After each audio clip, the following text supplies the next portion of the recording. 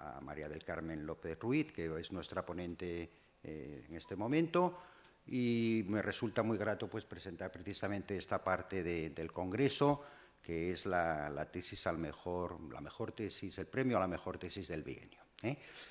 Hay que decir, sería justo decir, que se trata de un proceso de selección que resulta muy competitivo. Se evalúan todas las tesis que son de naturaleza muy diferente por pares ciegos, etcétera, etcétera, y digo que es competitivo porque se presentan tesis muy buenas, y evidentemente intentamos que se conceda el premio a la que tiene mayor excelencia, y en este caso puedo corroborar que así lo va a ser, y en ese sentido pues ya os avanzo que va a ser seguramente o sin duda alguna una charla muy interesante. Bueno, presento brevemente a María del Carmen, aunque tenéis ahí en el libro de resúmenes, os digo 4 cosas sobre ella, porque corresponde, ¿no? Bueno, doctora en Traducción e Interpretación por la Universidad de Córdoba. Su tesis ya tuvo un reconocimiento anteriormente porque recibió la calificación de sobresaliente cum laude, subvención internacional correspondiente, etcétera, etcétera, ¿de acuerdo?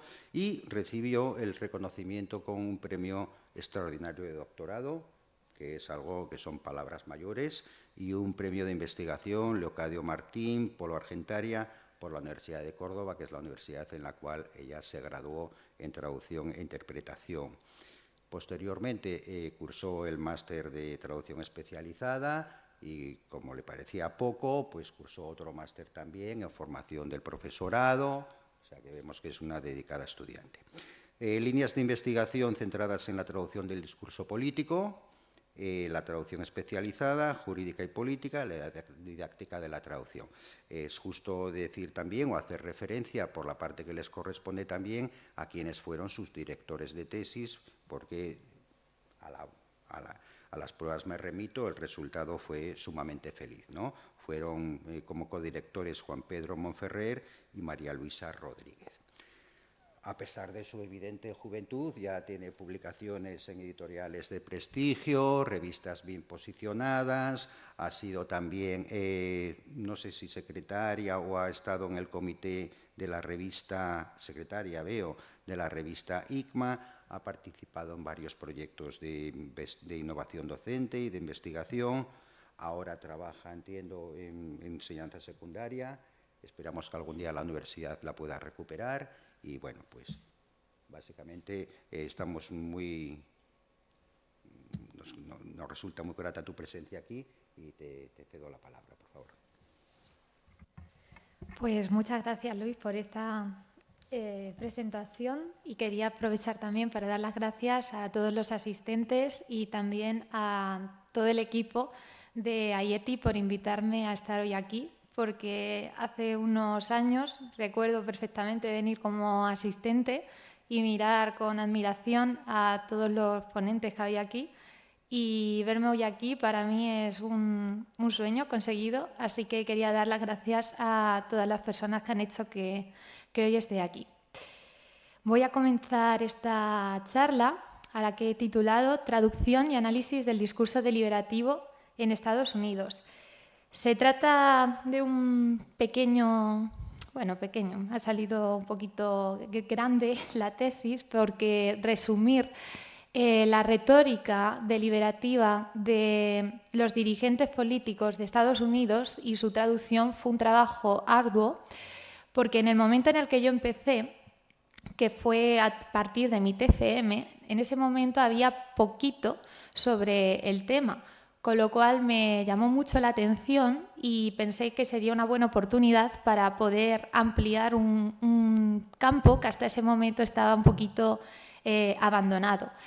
Tuve la suerte de que me concedieron la beca de colaboración del MEC, con la cual pude avanzar en el estudio del tema, y después con la beca FPU pude continuar con la investigación durante 4 años, que la verdad fueron muy fructíferos, y debo agradecer también al Ministerio por haber financiado esa investigación que sin duda ha hecho que hoy esté aquí.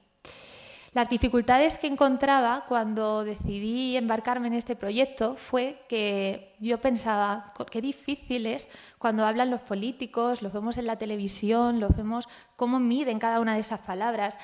Y yo pensaba, ¿cómo se traducirá esto a otros idiomas? ¿Se podrá traducir esa retórica que utilizan? Todos sabemos que ya no es solamente cuestión de las palabras que emplean, sino también el tono que utilizan y cómo se dirigen a su auditorio. Y me llamaba poderosamente la atención saber si habría algún modo de conseguir que esa retórica se pudiera plasmar en la versión traducida. Tuve la suerte, durante mi estancia de investigación, de conocer a la doctora Christine Schaeffner en la Universidad de Aston, en Birmingham. Y allí descubrí algunas investigaciones que había al respecto sobre la traducción del discurso político, porque pese a los intentos que yo hacía por hacer una investigación que fuera actualizada, los estudios más punteros que yo encontraba estaban en torno a los 70 o los 80. Y lo más reciente que encontré fueron los estudios de la doctora Schaeffner, que para mí es todo un referente en este campo de estudio. Y decía en su investigación que necesariamente el mismo estudio que hacemos en el texto origen deberíamos hacerlo en el texto meta para cotejarlo y ver si las herramientas que ha empleado el traductor han sido las adecuadas para poder transmitir esa retórica que emplean los políticos. Neuber, por su parte, que también me llamó mucho la atención, decía que había que estudiar de cerca el texto origen desde todos los puntos lingüísticos, pero también pragmáticos, para poder ahondar en ese mensaje. En definitiva, lo que venía a decir era que el análisis del discurso no podía separarse del estudio traductológico. Durante mis estudios siempre me habían, tanto los profesores como en los distintos congresos a los que haya asistido, siempre se hablaba mucho de cotejar con las técnicas de traducción y todo desde el prisma más traductológico. Pero esta era la primera vez que yo veía que un autor se aproximaba desde el punto de vista pragmalingüístico. Y me llamó mucho la atención porque yo decía, claro, si queremos acercarnos a las palabras que dice el orador, tenemos que meternos necesariamente en lingüística, en análisis del discurso. Y eso fue lo que hizo que comenzara este proyecto. Hubo dificultades para compilar el corpus de discursos, porque en ese momento, estamos hablando de 2017, la página web de la Casa Blanca no publicaba todos los discursos de los dirigentes políticos.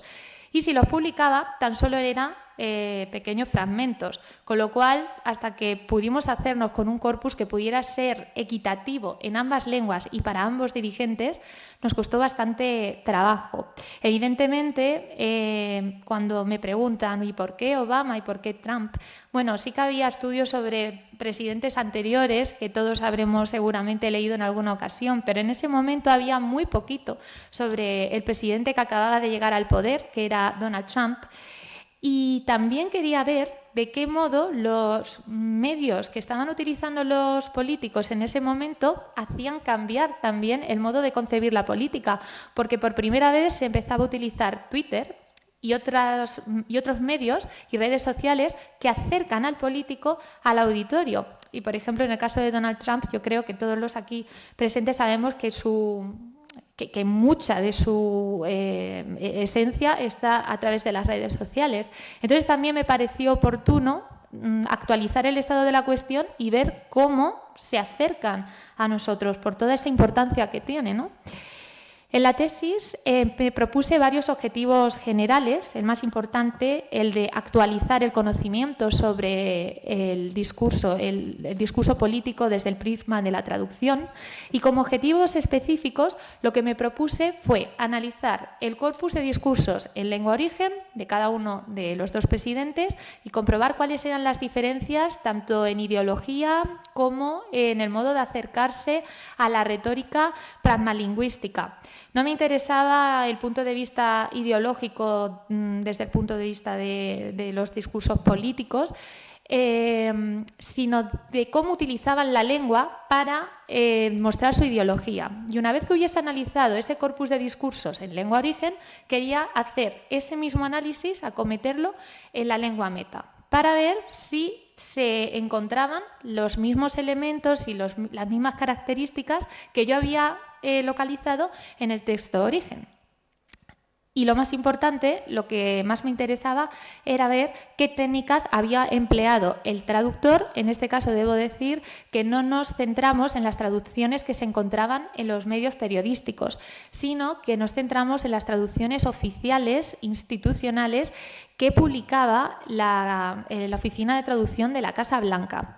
El motivo por el cual tan solamente hemos podido añadir 8 discursos de cada uno de estos dirigentes es porque hasta el momento donde yo hice la tesis doctoral solo encontramos 8 discursos políticos de cada uno de los 2 presidentes publicados de forma oficial. El resto están publicados, pero solo fragmentos, con lo cual no nos servía para nuestro objetivo principal.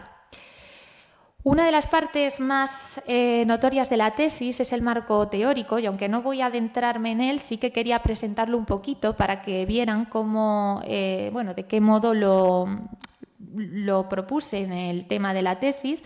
Y es que no entendía abarcar un tema tan importante como el discurso político si no nos íbamos un poquito hacia atrás. Viendo cómo ha evolucionado la retórica desde los tiempos antiguos, desde Lars Benedicendi, al modo que tienen los políticos actuales de hacer esa retórica. Muchos autores no tienen claro si deben considerar el discurso político y la retórica como un género específico o como un lenguaje especializado. De esto hablaba mucho un capítulo en el libro de Traducción y Traductología, la doctora Hurtado Albir, sobre cómo algunos autores distinguen el lenguaje especializado, que hay que tratarlo de un modo distinto, así lo vemos como género. Y después otros autores, por ejemplo, Wadek, se decantan por el género y aseguran que debería ser un eslabón diferenciado dentro de la traducción especializada porque tiene características muy notorias que lo distinguen de otras especialidades. Sobre este aspecto me centro en este capítulo de la tesis doctoral. Evidentemente, para poder acometer el análisis y que el lector no se pierda, tuve que hacer un ejercicio de resumen de todas las características principales que resumían el discurso político, tanto desde el punto de vista morfosintáctico y lexicosemántico, como después las características retóricas y discursivas. Este capítulo me parece uno de los más interesantes porque utilizo distintos puntos de vista de autores que han dedicado una gran parte de su carrera investigadora al discurso para analizar aspectos que yo creo que eran de vital importancia, tanto en el texto origen como en el texto meta. Por ejemplo, el uso del nosotros, que según la responsabilidad que quiera tener el político, pues lo emplea como un nosotros majestático, otras veces un nosotros de yo y mi partido, otras veces cuando no quiere afrontar la responsabilidad en primera persona dice nosotros en general. El uso de ese nosotros, dice Van Dyck, que también tiene otros efectos, dependiendo de si lo queremos ver como parte de mi endogrupo, es decir, yo y mi partido, en cuyo caso lo que me interesa es enfatizar las cosas que yo y mi partido hacemos bien y no prestar tanta atención a lo que no hacemos tan mal, y al revés con el exogrupo o con el adversario político. ¿Qué es lo que voy a hacer? Pues le voy a restar importancia a esas cosillas que hace bien y aquello que hace mal, pues bueno, ya lo desenfatizamos. También la legitimación sagrada, saber que los discursos políticos estadounidenses tienen muy presente la figura de Dios y que lo utilizan constantemente, la modalidad, la cortesía, la polifonía o el carácter polémico, porque eso también lo vemos en el discurso de nuestros políticos, cómo buscan esa confrontación constante, esa polémica, cómo en su propio discurso mezclan y meten de repente a otros adversarios políticos y les dan voz dentro de su propia locución.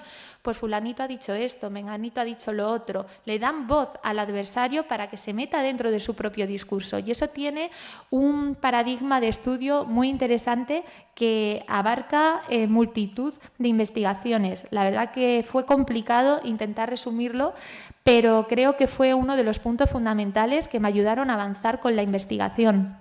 El último capítulo del marco teórico se dirige a los mecanismos de persuasión y, evidentemente, no podemos abarcar el estudio del discurso político si no tenemos en cuenta las partes diferenciadas clásicas del discurso, con su exordio, su narración, argumentación y epílogo, y las 3 virtudes que dice Aristóteles tiene todo discurso político, empezando por el ethos, porque si el orador no es una persona de confianza, por muy bien que haya elaborado su discurso, no le vamos a creer. Después, la parte más compleja, que es el logos, relacionado con el docere, ¿no? Esa parte de la argumentación que yo, en concreto, me he centrado en la argumentación de Perelman y Albrecht-Titeca para hacer la argumentación de la tesis, y que consiste en las evidencias, ese argumento que yo doy para convencer a mi auditorio. Y después llega el pathos, y aquí me remito a las palabras de la doctora Fernández Ulloa, que es una gran conocedora del discurso político, y dice que convencer es fácil porque con cualquier palabra podemos convencer a nuestro auditorio, pero persuadirlo es más complicado porque para ello tenemos que tocarle el corazón. Y por eso dice Aristóteles que es necesario llegar también al sentimiento de nuestro auditorio para poderlo terminar de conquistar. En el capítulo de traducción y discurso político, además de resumir todas las evidencias científicas que ha habido hasta la fecha, me propongo también actualizar el estado de la cuestión, y en ese punto incluyo la aportación de Guadec, que decía anteriormente de que el discurso político merece su eslabón diferenciado en la traducción especializada y concretamente dentro de la institucional, y también la diferenciación entre traducción intercultural e intracultural. Y esto tiene una gran importancia en el contexto de mi tesis, porque no es lo mismo traducir un discurso del inglés hacia el español de personas hispanohablantes que viven en Estados Unidos y que, por tanto, comparten la cultura del orador, en este caso de Obama o Trump, que traducir el discurso hacia el español, pero, por ejemplo, en una embajada aquí en España, para el español peninsular, que nosotros, por muy familiarizados que podamos estar con el contexto estadounidense, al final no es nuestra cultura. Este aspecto también ha sido muy relevante a la hora de acometer todo el análisis. Bueno, esto de los 8 discursos que comenté. Decir también que para la clasificación del corpus, que me supuso también un problema porque, claro, quería hacer un corpus que fuese lo más equivalente posible. Para ello seguí la nomenclatura del doctor Astor Mill, que fue mi tutor durante la estancia investigadora, y él distingue entre géneros presidenciales primarios, que son, digamos, pues los discursos por antonomasia, los que más aparecen en la televisión, y luego los subgéneros presidenciales.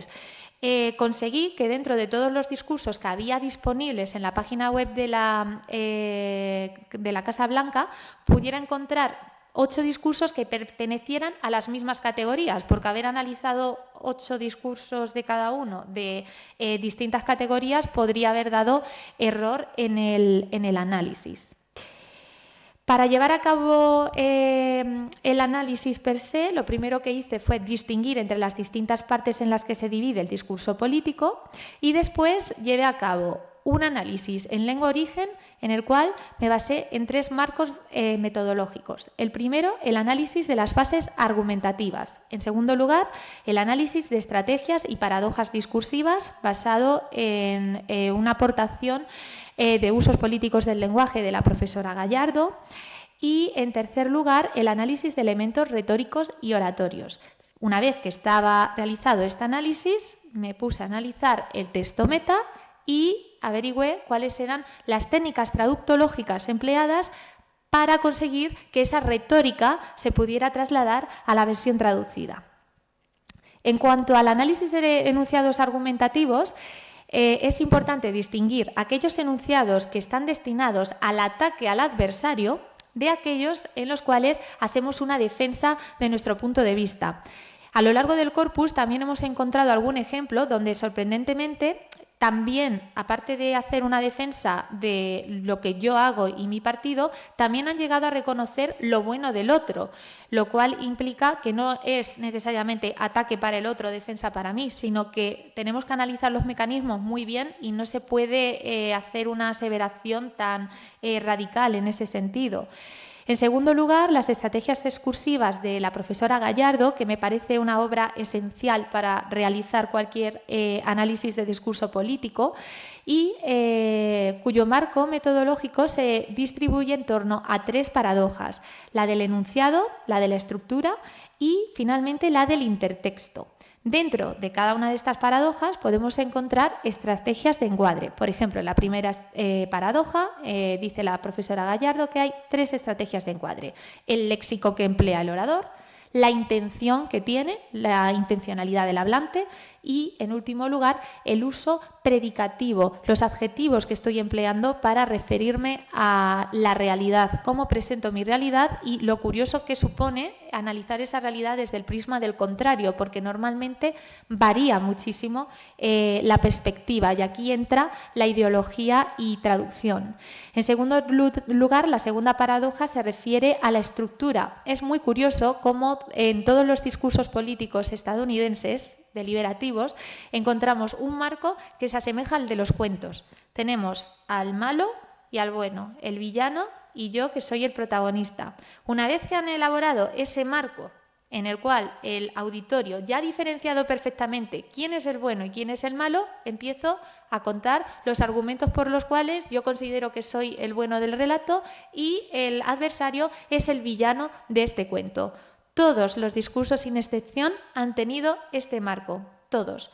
Y finalmente, la tercera paradoja que se ubica dentro de la estrategia de encuadre dialógico y que lo que analiza es ese diálogo constante que tiene el orador, tanto con el auditorio como con el adversario político. No siempre se va a dirigir directamente al adversario, a veces lo hace mediante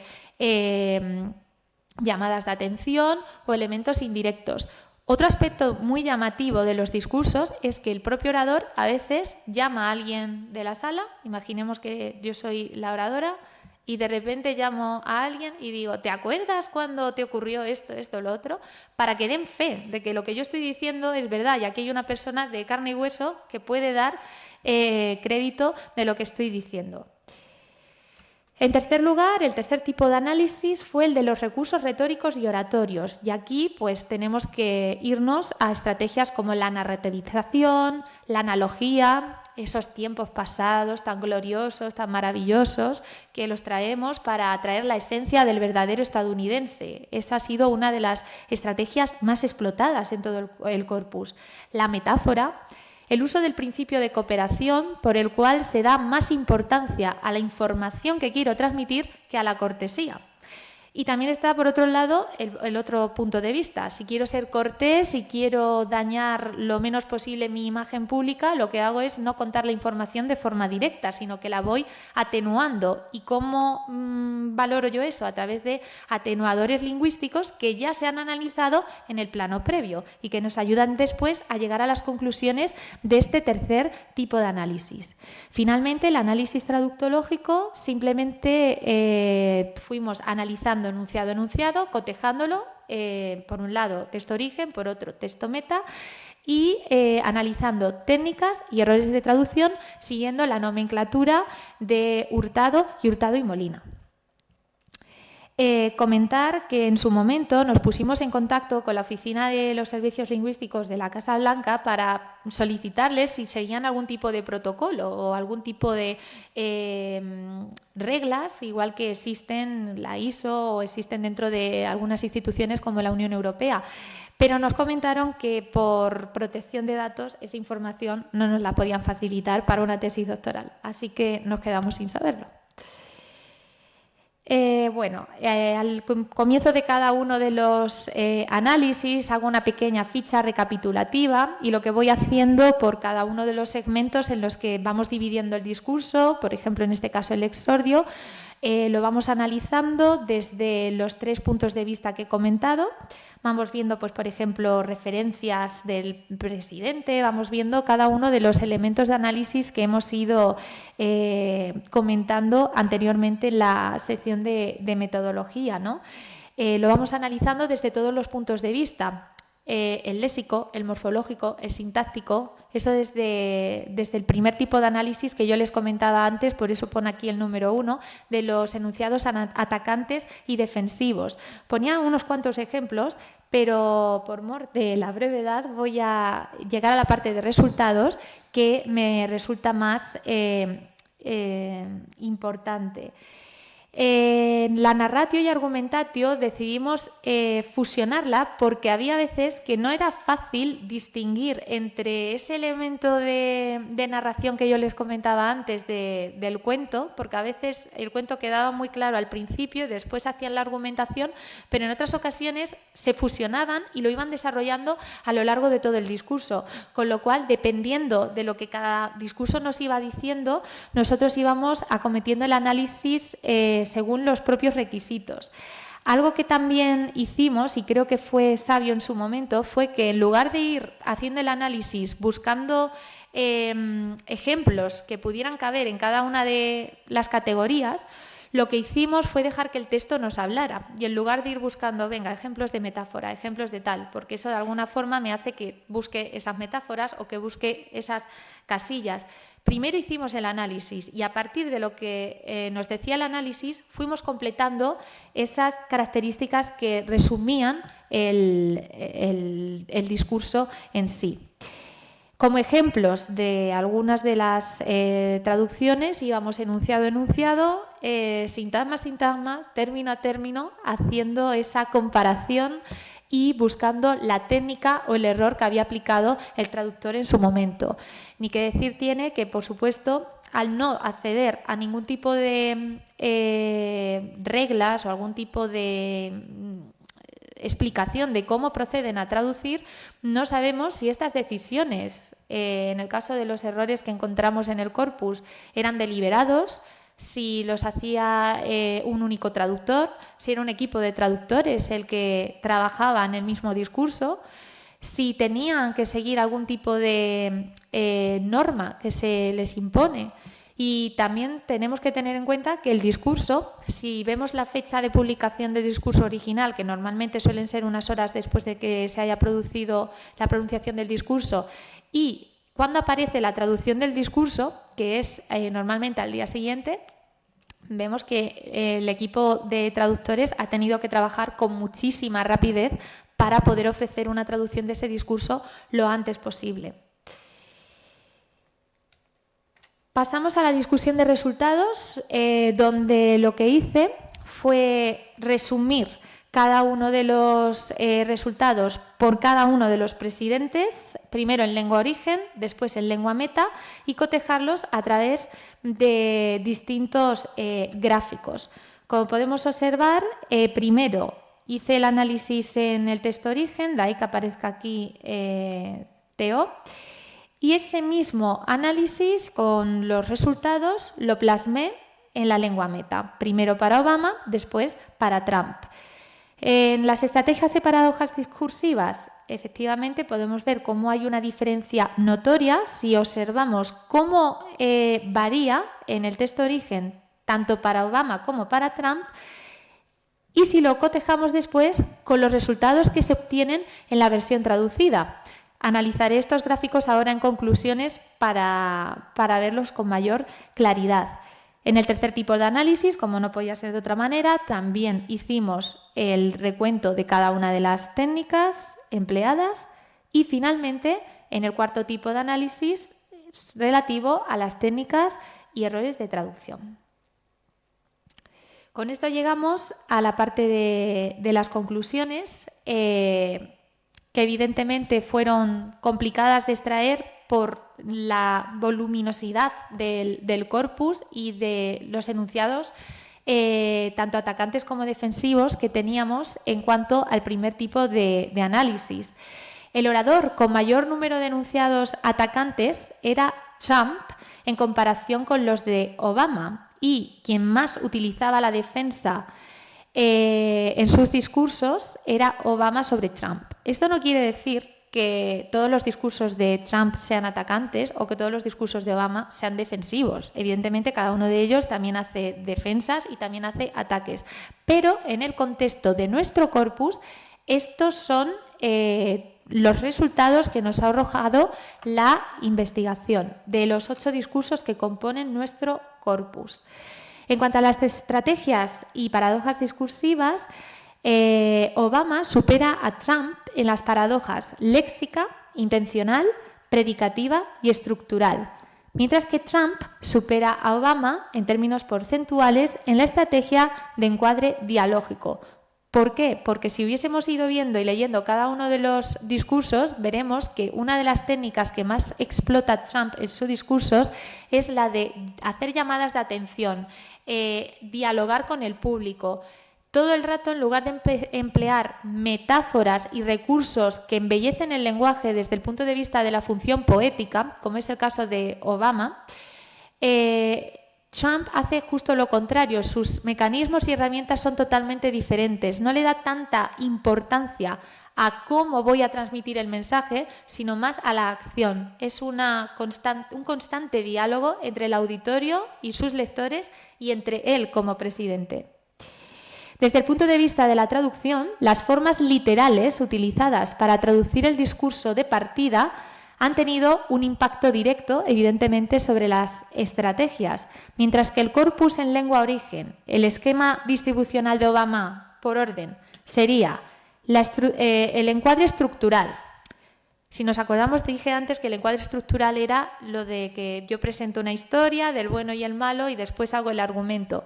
¿Por qué es el más explotado en el corpus de Obama? Porque él emplea muchísimo la función poética, embellece mucho sus discursos, notablemente mucho más que Trump.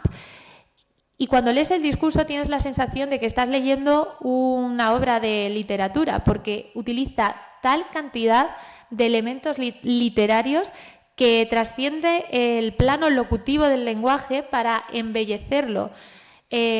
Quitando evidentemente los elementos ideológicos con los que podemos estar más o menos de acuerdo, el uso de la lengua que utiliza Obama le hace un favor muy grande desde el punto de vista pragmalingüístico, y eso evidentemente supone una dificultad para el traductor, porque no solo tiene que traducir la retórica, también tiene que traducir la forma, y aquí en fragmentos muy concretos del corpus de Obama encontramos fragmentos que pertenecen claramente a retos propios de la traducción literaria, lo cual implica que no es solo traducir el discurso político, hay muchas más cosas que trascienden la política en sí. En cuanto a la tercera fase de análisis, se concluye que Obama articula su marco argumentativo sobre valores patrióticos, derivados a su vez de un marco narrativo con el que se siente especialmente cómodo. Por eso tiene una clara predilección por la estrategia retórica del storytelling. Todo el rato lo que hace es comentar sus discursos desde el punto de vista del relato narrativo, porque es una forma de que su auditorio le comprenda mejor. Es un modo metafórico de que mi discurso sea más accesible al auditorio, que todo el mundo pueda entenderlo, porque está mucho más simplificado, porque es mucho más fácil de entender que si empleo palabras mucho más técnicas o elementos que son mucho más complejos dependiendo del tipo de auditorio ante el que yo esté haciendo el discurso. Trump opta por la sencillez lingüística en el sentido de que no utiliza tantos recursos retóricos como Obama y prefiere emitir argumentos declarativos que se analizan perfectamente desde el nivel locutivo. Esto es importante porque el mensaje de Trump queda perfectamente aclarado en el nivel locutivo del lenguaje. A veces no es necesario meternos en las inferencias o meternos en el nivel ilocutivo para entender lo que nos está diciendo, porque él aboga por el principio de cooperación, prefiere ser claro y que el mensaje le quede nítido al auditorio. Es más complejo de entender Obama desde el punto de vista de que implica analizar esa metáfora, saber qué es lo que me quiere decir, ¿no? A través de esa recursividad que él tiene. Por eso, el modo de acercarse o aproximarse a los dos oradores debería ser diferente también a la hora de llevar a cabo la traducción. Pero ahora comprobaremos que no ha sido ese el caso. Si consideramos la comparación entre el corpus de Obama y Trump, llegaremos a la conclusión de que desde el punto de vista del español, Trump es el que más se parece al original desde las perspectivas que se han analizado en la tesis doctoral. El corpus de ambos dirigentes demuestra contener muchas dificultades, pero de dos naturalezas diferentes. ¿Cuál es la paradoja? Que independientemente del nivel de dificultad que ofrezca cada uno de los discursos y de los retos traductológicos que plantea, el traductor siempre se decanta por la misma técnica en ambos corpus, la traducción literal y todas las técnicas que son afines a la misma, tales como, por ejemplo, los calcos. Muy curioso que pese a ser de dos naturalezas tan diferentes, el traductor al final termine abogando por la misma técnica, cuando claramente se trata de dos esencias totalmente diferenciadas y que, por tanto, deberían tener dos mecanismos distintos de aproximación.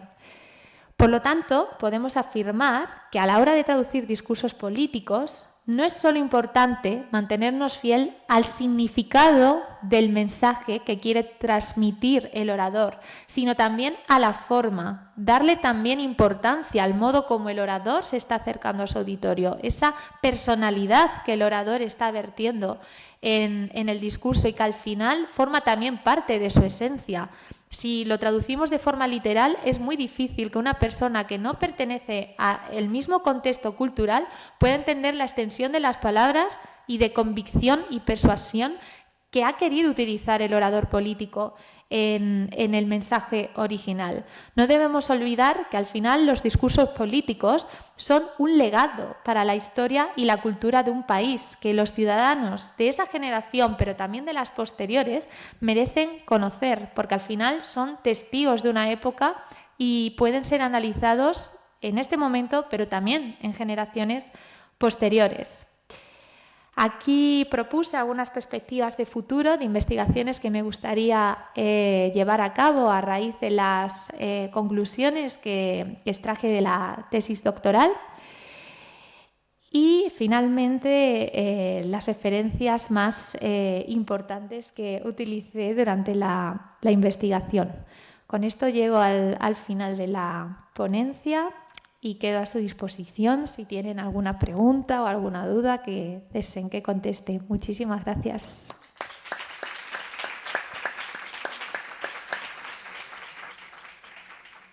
Gracias, María del Carmen. Bueno, yo creo que ha quedado evidenciado que has asimilado perfectamente los principios básicos de la oratoria, porque tú misma los has sabido plasmar de forma práctica, ¿no?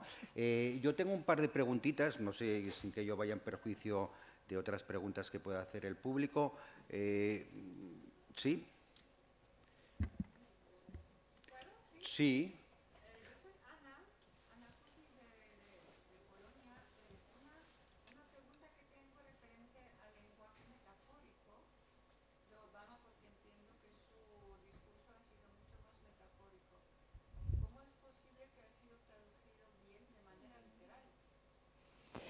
No siempre se ha traducido bien. Evidentemente aquí, al no poder plasmar el análisis completo, me resulta complicado.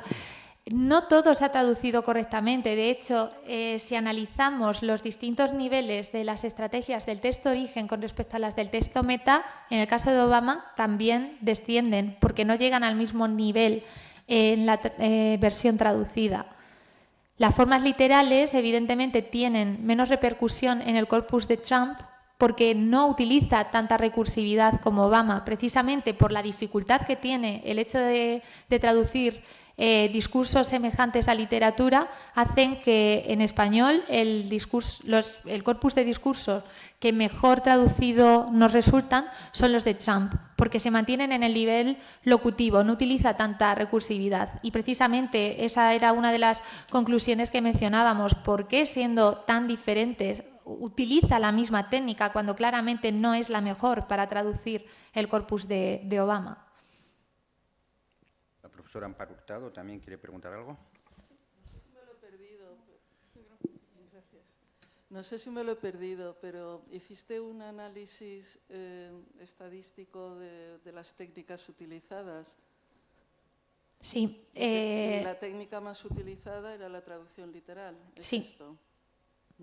Traducción literal seguida de formas como el calco, por ejemplo, que demostraban que el traductor o bien había hecho... el porcentaje era muy elevado con respecto a otro tipo de técnica. Sí, sí. No, porque esto, sí. Bueno, esto lo hemos hecho en tesis que yo he dirigido, pero me ha parecido interesante ver cómo las estrategias discursivas se pierden, ¿no? Y cambia el orden. O sea, que es una consecuencia más del error de utilizar un método literal para traducir, porque ya no sería una técnica. Si el porcentaje es tan alto, ya podemos decir que recorre todo el texto. Y nada, felicitarte también. Mi primer tema de tesis doctoral precisamente era traducción e ideología. Una pena que no se haya podido saber quiénes son los traductores, si es la misma persona. Y bueno, animar a los jóvenes por el momento político en el que vivimos. Estaría muy bien poder hacer análisis de qué pasa con las traducciones de nuestros políticos, ahora que por fin las lenguas del Estado pueden estar allí, porque puede dar mucho juego. Totalmente. Y también por comparar a los políticos, bueno, aunque eso ya no tiene que ver con la traducción. Gracias. Muchas gracias. Bueno, hay muchas preguntas. La profesora Iciar Alonso, que tiene el micrófono, después aquí, y yo, si me permitís, ya terminaría con una pregunta y una observación. Gracias. Gracias. Mi más calurosa y cariñosa enhorabuena por un planteamiento impecable, me ha parecido, y un desarrollo, la verdad es que impresionante. A pesar de que, como dices, en las conclusiones, bueno, pues uno de los resultados de la tesis, una de las posibles derivadas es ampliar el corpus de discursos y ampliar también el análisis de las diferentes lenguas en las que se han traducido. Igual que a la profesora Amparo Hurtado, me llama la atención, claro, el mimetismo en las estrategias de traducción de dos originales tan diversos, pero yo me planteo si más allá de el error, o no sé, el poder calificar esto como un error o una falta de atención o de pericia por parte del traductor o de los traductores, no tendríamos que ver más ahí, quizá, pregunto, tú sabrás más, una imposición por parte del propio departamento lingüístico, es decir, un sometimiento a las normas de la casa, como hay en todas las instituciones, y me imagino que en este caso también, que considera pues, que es más fiel el traductor que traduce de manera más literal. Quizás si hubiera habido respuesta a tu pregunta, ¿no?, sobre el protocolo que se seguía, pues sabríamos si esto es así o no, pero en algún momento te has planteado que hay una norma implícita o explícita en el departamento lingüístico. Claro, yo Gracias. Gracias por la observación, porque claro, esto también a mí me hizo reflexionar sobre, bueno, la deontología, ¿no?, también del traductor, y me acerco demasiado o lo hago muy libre. Yo veo que se han acercado demasiado. ¿Cuál es el problema? Que tampoco puedo afirmarlo porque no sé. Se ha distanciado.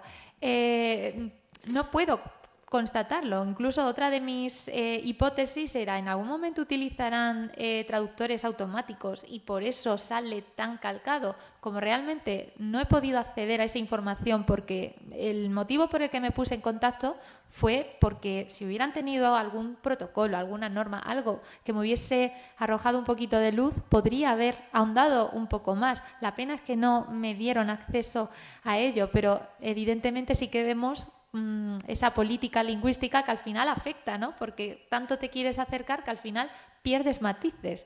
Por no querer irte a connotaciones ideológicas que pueden ser diferentes, me acerco, pero al final ahí también estoy perdiendo cosas, con lo cual también perdemos en ese sentido. Pero sí, la verdad es que fue una pena no poder acceder al documento, totalmente de acuerdo. Es que presupongo, perdonadme, ahora te doy la palabra, es que quizás la propia fuente de donde emana el discurso, una autoridad como es el presidente, presupone quizás, deja una impronta que tiene que haber mayor fidelidad en la traducción de ese discurso. No lo sé, es una presunción. Ya me dirías tú lo que piensas. ¿Quieres decir algo? Lo primero, como curiosidad, ¿estos discursos estaban traducidos a otros idiomas, también aparte del español? Y la segunda pregunta es, ¿tú observaste muchos regionalismos del español de México, sobre todo, o de otros países latinoamericanos, o era un español más neutro? Pues eso me... Antes de empezar con el TFM, cuando todavía estaba Obama, los discursos empezaron a traducirse hacia el español. Pero fue a partir de la entrada de Biden cuando ya empezaron a añadirse, aparte del español, el francés y otros muchos idiomas, inclusive ruso, por ejemplo, chino, japonés. Pero no fue hasta la llegada de Biden cuando se incorporaron más idiomas. Claro, en el momento en el que yo hice la tesis no me fue posible, por ejemplo, añadir francés, que podría haberlo añadido. No pude en ese momento, ahora sí que se podría. Pero fue curioso porque luego durante la etapa de Trump hay muchos discursos que no están traducidos al español. Eso también fue un problema. Y solo se traducían algunos discursos. Con lo cual, uno de los problemas mayores que yo me encontré fue cómo encuentro 8 discursos que sean de la misma categoría, que estén completos, que estén traducidos por el mismo departamento. Fue muy difícil. Evidentemente han hecho mucho más de 8 discursos. Cualquiera puede preguntarse, ¿por qué solo 8? Pues, porque me costó muchísimo. Durante la época de Trump sí es cierto que hubo un hermetismo bastante marcado sobre el español, y eso ha tenido consecuencias, en este caso, pues para mi investigación. Y la segunda pregunta sobre los regionalismos, sí que vimos algún empleo, en concreto en tiempos verbales, y también en el uso de los pronombres, sobre todo en el segundo tipo de análisis. Ahí sí que notamos terminología propia de los hispanohablantes que viven en Estados Unidos, como no puede ser de otra forma, porque al final, si lo pensamos, esas traducciones están pensadas para facilitar a la ciudadanía que vive allí. Entonces, evidentemente, ese tipo de elementos en ningún caso se han contabilizado dentro del cómputo de errores, porque es el español para el que está traducido. Gracias. Muchas gracias. Si me permitís, yo hago una pequeña observación que acaba en una pregunta final. Luego, si tenemos un momentito a alguien que más quiera participar. Una cosa que quizás me estaba llamando la atención o que podría resultar interesante es que, claro, cuando la traducción, el yo que habla en la traducción nunca puede ser el yo que habla en el texto original. Es decir, el autor del texto original es una persona y el yo que está en la traducción es otra persona. Desde un punto de vista pragmático, ahí hay una especie como un simulacro, que se adopta la identidad de otra persona. Pero es que en este caso me resulta curioso o muy interesante que el yo del autor original tampoco es el yo original, porque ese discurso yo presupongo que lo ha escrito otra persona para quien está pronunciando ese discurso, ¿no? Y en ese caso, pues Barack Obama, cuando habla del yo, está utilizando yos diferentes porque son diferentes personas las que han escrito esos discursos, y Trump está utilizando un yo que son diferentes porque los han escrito discursos diferentes. En cualquier caso, acabo con todo esto. ¿Quiénes son las personas o el entramado de personas que escriben estos discursos para estos dirigentes políticos? ¿Tú sabes? Lo máximo que pudimos descubrir es que tienen sus propios asesores lingüísticos. Algunos sí que sabemos que los han escrito ellos, porque incluso en la página web institucional, en el caso de Obama sobre todo, vienen sus notas a mano que se pueden ver escritas por él. Pero luego comparas ese escrito a mano con el discurso, con la transcripción del discurso, y ves que luego hay partes añadidas, lo cual puede implicar que se añadieron a posteriori. Pero esa información como tal no hemos tenido acceso a ella. Muy bien, muchísimas gracias, María del Carmen. Una última pregunta, por favor, sí. Me dicen que justito. Sí. Muy rápido. ¿Te has planteado trabajar con texto paralelo de políticos españoles que van a afines a Obama por un lado y a Trump por otro, y ver cómo se ha traducido eso, no de manera como translingüística, sino culturalmente o ideológicamente? En un primer momento por donde yo más quería tirar era la traducción que se había ofrecido hacia el español, por ejemplo, la que ofrece la embajada, porque aquí hacia el español peninsular también se han hecho traducciones que son distintas a las que ofrece la página web de la Casa Blanca. Entonces me interesaba casi más por ahí, por ver las diferencias, como comentaba la compañera, de regionalismos. Pero hacerlo sobre políticos españoles como tal, ideológicamente similares, no se me había ocurrido, pero me has dado una idea buena para el futuro, así que muchas gracias. Alguno es fácil de identificar. Sí. Muchísimas gracias, María del Carmen. Gracias a vosotros.